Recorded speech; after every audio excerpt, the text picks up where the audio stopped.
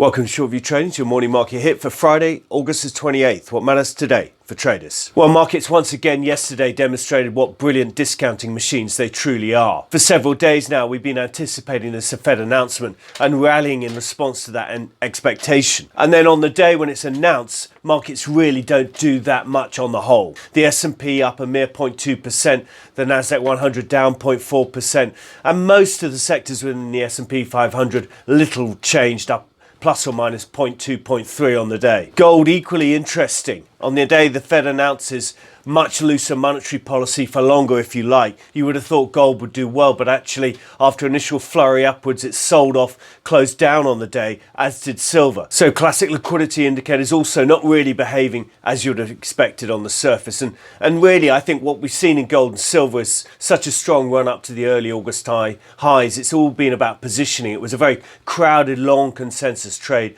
early August. We've been unwinding much of that in the past few weeks. In general though, markets have been discounting this news flow pretty much all week, and hence the response we saw from most asset prices. And of course the only exception to that being really bonds, where yields backed up quite notably, and of course the banks and financials sector outperforming on the back of that backup in bond yields. So the real question is, where does that leave us in terms of markets? And for that we like to look to the models and what the models are saying. And having had a quite punchy buy signal not 1-2 weeks ago, we're very much moving back towards that sell side of the equation as of today. And indeed it's quite clear that markets have become overbought, and indeed the Nasdaq 100 is back at the top end of its uptrend channel. That chart you can see in front of you now, and we've been showing you over the last few days. Equally, the Nasdaq's overextended, as is the S&P 500, but it's not yet clear that the model's message is consistent across all types of models. So as I say, it's overextended to the upside.